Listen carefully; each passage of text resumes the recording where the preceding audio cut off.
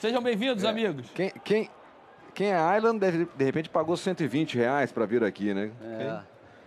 Coisa de 120, depende, porque teve pacote, né, de 3 jogos, é. E aí acabou barateando, na média deve ter ficado perto dos 60. Mas dependendo, o ingresso pode ter ficado um pouco pesado, né? Não foi problema para o jogo de hoje aqui, né? Lógico, teve essa questão de pacotes, muitos foram vendidos, evidentemente, o Flamengo já arrecadou mais de R$1 milhão, né, com os pacotes aí, dos jogos antecipados aqui na ilha, né? Mas hoje aqui a gente teve, eu anotei aqui, mais de 14 mil presentes hoje aqui.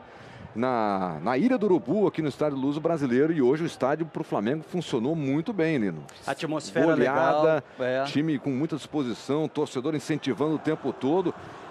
Evidentemente que o torcedor não entra em campo, às vezes dá uma ajudada, às vezes atrapalha também, né, Lino? O resultado para o Flamengo foi bom no jogo de hoje, 5-1. Thiago, Roger, Bob, amigos, boa noite. Sabe aquele jogo em que tudo dá certo? Perdão, Lino, um abraço aí para o Bob, para o Roger, para o Thiago. Aquele jogo em que tudo dá certo, os dois times tinham estratégia, os dois times sabiam o que estavam fazendo dentro de campo, se conheciam muito bem, tanto que o Flamengo aproveitou muito bem as deficiências da Chapecoense e foi encaixando os gols. A Chapecoense não fez um mau primeiro tempo, pressionou o time do Flamengo, tinha uma boa ideia para o jogo, que era dificultar a saída de bola do Flamengo, usar a velocidade dos dois laterais, em especial do Apodi, mas nada deu certo para a equipe da Chapecoense. E foi dando para o Flamengo, que tecnicamente, além do brilho tático, ou seja, das boas ideias dentro do jogo, teve tecnicamente alguns jogadores acima da média, né? O Diego, que jogou hoje, o Guerreiro, a partida que fez, espetacular, Everton muito bem, o Juan brilhando na zaga também. Taticamente, individualmente, quando tudo funciona, dá nisso. Goleada. 3 gols o Guerreiro. O Guerreiro não tinha feito nenhum gol ainda, né, no Campeonato Brasileiro. 3 gols e o Diego também sendo decisivo, né, com passes para os gols, para gols, né, 2 gols do Guerreiro, né, foram passes do Diego. E Moreno, o próprio Diego marcando 2 vezes. Diga, amigos. Queria fazer uma pergunta sobre essa questão da proximidade da torcida do campo, que os jogadores começam a se adaptar, a torcida mesmo começa a se adaptar. Antes da bola começar a rolar, quando foi anunciada a escalação, ouviram-se algumas vaias, não? Acho que dirigida principalmente à escalação do Márcio Araújo. Foi a impressão que eu tive na abertura da transmissão. Vocês acham que isso rapidamente... Bom, o Flamengo jogou demais hoje, né? Sobrou. E isso, nesse momento, a presença da torcida tão próxima só ajuda. Mas como é que vocês acham que os jogadores começam a se adaptar a essa questão de estar tão pertinho da torcida? Ajuda, atrapalha nesse tipo de situação. No primeiro minuto, a primeira bola que o Márcio Araújo tocou no começo, 1 minuto de jogo, eu fiz questão de olhar relógio. Alguns torcedores vaiaram, não dá para dizer que foi toda a torcida do Flamengo, mas teve sim, o momento dele era para isso, ou na cabeça desses torcedores era, mas ele não fez uma partida. Pelo contrário, o time todo jogou bem. Eu queria perguntar, Lino. A questão da proximidade, né, amigos? Aí vai depender também da personalidade de cada jogador, né? Eu imagino, né? Tem jogador que curte muito, né, esse apoio, tem jogador que fica um pouco mais tenso, um pouco mais travado, assim como tem jogador que sente a pressão adversária e tem jogador que não, né? Mas ajuda mais que atrapalha. Sem dúvida. Lino e Moreno, um abraço para vocês, meus amigos. O Lino disse aí, a gente acompanhou o jogo, de fato o Flamengo fez um grande jogo, né? E tá com um time, né, que tá assim muito arrumado. E tem jogador para chegar. Hoje me encontrei com o Everton Ribeiro vindo para cá e dizendo, olha, eu quero muito jogar, que pena que a documentação só chegou hoje, mas está aí para entrar nesse time, tem o Giovani chegando. Como é que eles vão se encaixar nesse time aí? Quem é que sai, quem é que entra? Como é que você acha, Lino?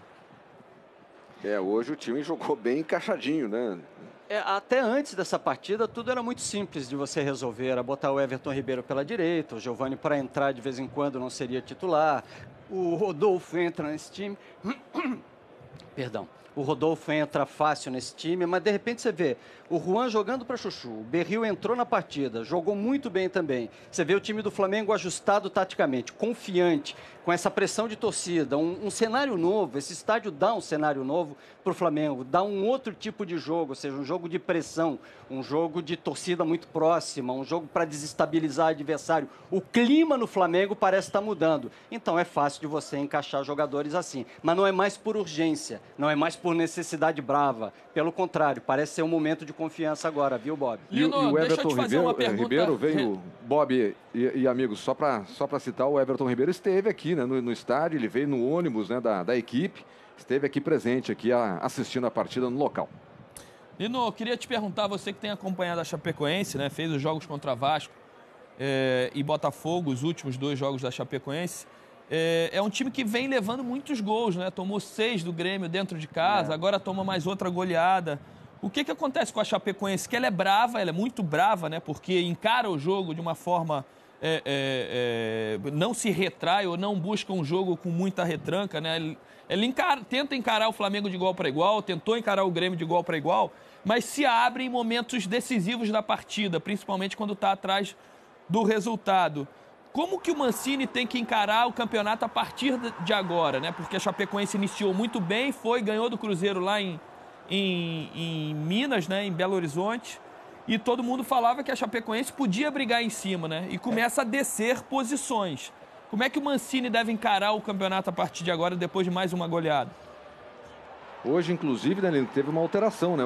De última hora, enfim. De última hora pra gente, né? O Grolli entrando no lugar do Luiz Otávio. Para poder dar mais velocidade para o time da Chapecoense. Eu não sei o que ele deve fazer, mas o campeonato da Chapecoense não se adapta, não se ajusta a esses times que atacam demais a Chapecoense. A Chapecoense é um time que equilibra com todo mundo, mas quando é atacada, quando é pressionada, cede. É um time muito aberto para o padrão, né, que se imagina para uma equipe média no futebol brasileiro. A Chapecoense está ousada demais. Talvez o Mancini tenha que rever algumas coisas, congestionar um pouquinho mais meio campo, ter um pouco mais de cuidado com a bola e não ser agressivo o tempo inteiro. A Chapecoense quer atacar demais, Roger. Ela está pagando pela ousadia, está pagando pela cabeça de time grande a fim de enfrentar todo mundo. Talvez tenha que se recolher um pouquinho e repensar o jeito de jogar. Roger, eu concordo com você. Teve uma hora que a Chape se empolgou, foi para frente e deixou abrir muito espaço. Mais ou menos o que aconteceu contra o Grêmio, né? E é a questão de encarar... O jogo estava equilibrado até uma determinada...